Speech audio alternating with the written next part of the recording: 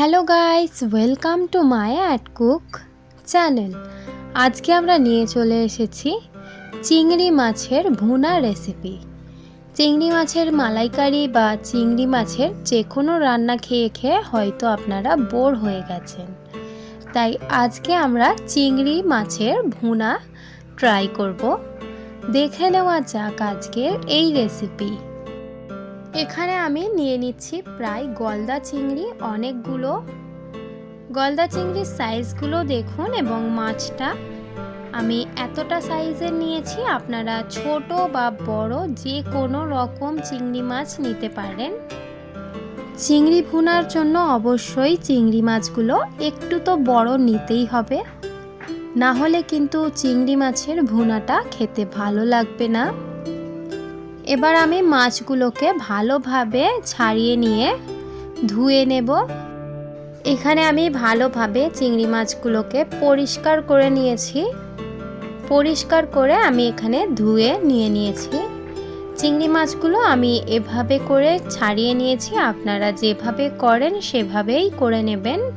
এবার আমরা চিংড়ি মাছগুলোকে ভেজে নেওয়ার জন্য দিয়ে দিচ্ছি প্যানের মধ্যে পর্যাপ্ত পরিমাণে সরষের তেল।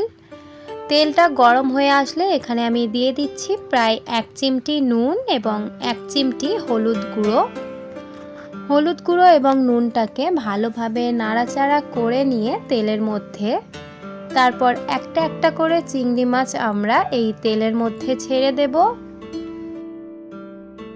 তেলের মধ্যে চিংড়ি মাছগুলো ছেড়ে দেওয়ার পর একটু ভালোভাবে অ্যাডজাস্ট করে দেব আমরা খুন্তির সাহায্যে।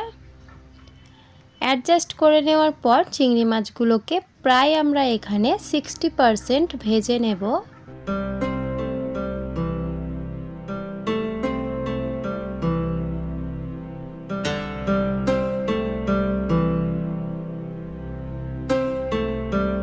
দেখুন এখানে আমাদের চিংড়ি মাছটা কিন্তু প্রপার ভাজা রেডি হয়ে গেছে।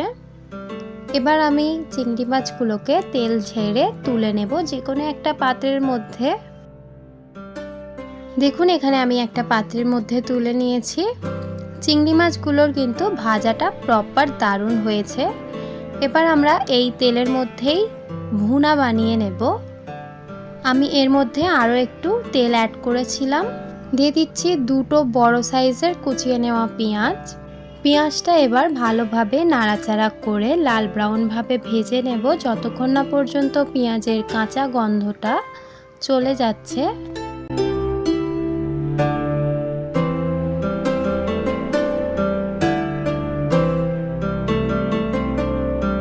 দেখুন পেঁয়াজটা এখানে নাড়াচাড়া করতে করতে কিন্তু পেঁয়াজটা পুরোপুরি গলে এসেছে।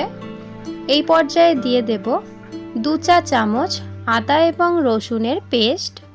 আদা এবং রসুনের পেস্ট দেওয়া হয়ে গেলে ভালোভাবে নাড়াচাড়া করে একটু পেঁয়াজটাকে ভেজে নেব। পেঁয়াজ এবং আদা রসুনটা ভালোভাবে মিক্স করা হয়ে গেলে দিয়ে দিচ্ছি এখানে 1 চা চামচ হলুদ গুঁড়ো। এখানে আমি কাঁচা লঙ্কা ইউজ করব, তার জন্য এখানে 1/2 চা চামচ গুঁড়ো লঙ্কা দিয়ে দিচ্ছি। জিরে গুঁড়ো দিয়ে দিচ্ছি এখানে প্রায় 1/2 চা চামচ। এই কয়েকটি মশলা দেওয়া হয়ে গেলে ভালোভাবে নাড়াচাড়া করে মশলাটাকে পেঁয়াজের সঙ্গে কষিয়ে নেব।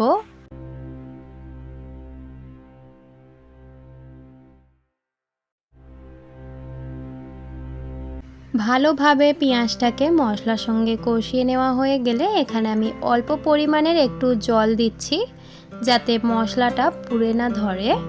আবারও নাড়াচাড়া করে মশলাটাকে কষিয়ে নেব। মশলাটাকে কষিয়ে নেওয়ার পর যখন দেখবেন মশলা থেকে পুরোপুরিভাবে তেলটা ছেড়ে দিয়েছে, সেই পর্যায়ে আমরা এখানে দিয়ে দেব টক দই। এখানে আমি প্রায় 100 গ্রাম টক দই দিচ্ছি। টক দইটা দিয়ে দেওয়ার পর ভালোভাবে নাড়াচাড়া করে গ্রেভিটাকে কষিয়ে নেব। আবারও কষিয়ে নেওয়ার সময় আমি এখানে দিয়ে দিচ্ছি প্রায় 2 থেকে 3টে গোটা আস্ত কাঁচা লঙ্কা। কাঁচা লঙ্কা দিয়ে দেওয়ার পর এবার ভালোভাবে আরও একটু নাড়াচাড়া করে নেব। প্রায় এখানে 4 থেকে 5 মিনিট ভালোভাবে নাড়াচাড়া করে নেওয়ার পর গ্রেভি থেকে কিন্তু খুবই সুন্দরভাবে তেল বেরিয়ে এসেছে। এই পর্যায়ে আমি পরিমাণ মতো জল ঢেলে দিয়ে চিংড়ি মাছগুলোকে এই গ্রেভির মধ্যে দিয়ে দেব। চিংড়ি মাছটা দিয়ে দেওয়ার পর ভালোভাবে নাড়াচাড়া করে নেব।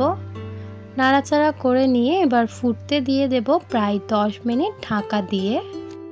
10 মিনিট পর ঢাকা খুললাম। দেখুন চিংড়ি মাছের ভুনা কিন্তু পুরোপুরি কত সুন্দর কালারফুল হয়েছে এবং দেখতে যতটা সুন্দর লাগছে অবশ্যই খেতে অতটা সুন্দর হয়েছে।